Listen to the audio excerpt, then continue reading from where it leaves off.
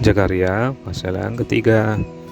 Penglihatan keempat, Imam Besar Yosua. Kemudian ia memperlihatkan kepadaku Imam Besar Yosua berdiri di hadapan malaikat Tuhan, sedang iblis berdiri di sebelah kanannya untuk mendakwa dia. Lalu berkatalah malaikat Tuhan kepada iblis itu, Tuhan kiranya menghardik engkau, wahai iblis, Tuhan yang memilih Yerusalem, kiranya menghardik engkau. Bukankah dia ini puntung yang telah ditarik dari api? Adapun Yosua mengenakan pakaian yang kotor waktu ia berdiri di hadapan malaikat itu, yang memberikan perintah kepada orang-orang yang melayaninya, tanggalkanlah pakaian yang kotor itu daripadanya. Dan kepada Yosua ia berkata, lihat, dengan ini aku telah menjauhkan kesalahanmu daripadamu. Aku akan mengenakan kepadamu pakaian pesta. Kemudian ia berkata, taruhlah serban tahir pada kepalanya. Maka mereka menaruh serban tahir pada kepalanya dan mengenakan pakaian kepadanya, sedang malaikat Tuhan berdiri di situ. Lalu malaikat Tuhan itu memberi jaminan kepada Yosua, katanya, beginilah firman Tuhan semesta alam, apabila engkau hidup menurut jalan yang kutunjukkan dan melakukan tugas yang kuberikan kepadamu, maka engkau akan memerintah umatku dan mengurus pelataranku, dan aku akan mengizinkan engkau masuk ke antara mereka yang berdiri melayani di sini. Dengarkanlah, hai Imam Besar Yosua, engkau dan teman-temanmu yang duduk di hadapanmu. Sungguh kamu merupakan suatu lambang, sebab sesungguhnya aku akan mendatangkan hambaku, yakni sang tunas, sebab sesungguhnya permata yang telah aku serahkan kepada Yosua, satu permata yang bermata 7, sesungguhnya aku akan mengukirkan ukiran di atasnya. Demikianlah firman Tuhan semesta alam. Dan aku akan menghapuskan kesalahan negeri ini dalam satu hari saja. Pada hari itu, demikianlah firman Tuhan semesta alam, setiap orang daripadamu akan mengundang temannya duduk di bawah pohon anggur dan di bawah pohon ara. Zakaria pasal yang keempat. Penglihatan kelima, kandil emas yang berhiaskan 2 pohon zaitun.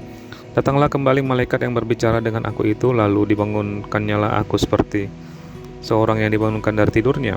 Maka berkatalah ia kepadaku, apa yang kau lihat? Jawabku, aku melihat tampak sebuah kandil dari emas seluruhnya dan tempat minyaknya di bagian atasnya. Kandil itu ada 7 pelitanya dan ada 7 corot, dan masing-masing pelita yang ada di bagian atasnya itu. Dan pohon zaitun ada terukir padanya, satu di sebelah kanan tempat minyak itu dan satu di sebelah kirinya. Lalu berbicaralah aku, kata aku kepada malaikat yang berbicara dengan aku itu, apakah arti semuanya ini, tuanku? Maka berbicaralah malaikat yang berbicara dengan aku itu, katanya kepada aku, tidakkah engkau tahu apa arti semuanya ini? Jawabku, tidak, tuanku. Maka berbicaralah ia kepadanya, inilah firman Tuhan kepada Zerubbabel bunyinya, bukan dengan keperkasaan dan bukan dengan kekuatan, melainkan dengan rohku, firman Tuhan semesta alam. Siapakah engkau, gunung yang besar? Di depan Zerubbabel engkau menjadi tanah rata. Ia akan mengangkat batu utama, sedang orang bersorak, bagus, bagus sekali batu itu. Kemudian datanglah firman Tuhan kepadaku demikian, tangan Zerubbabel telah meletakkan dasar rumah ini, dan tangannya juga akan menyelesaikannya. Maka kamu akan mengetahuinya, bahwa Tuhan semesta alam yang mengutus aku kepadamu. Sebab siapa yang memandang hina hari peristiwa-peristiwa yang kecil, mereka akan bersukaria melihat batu pilihan di tangan Zerubbabel.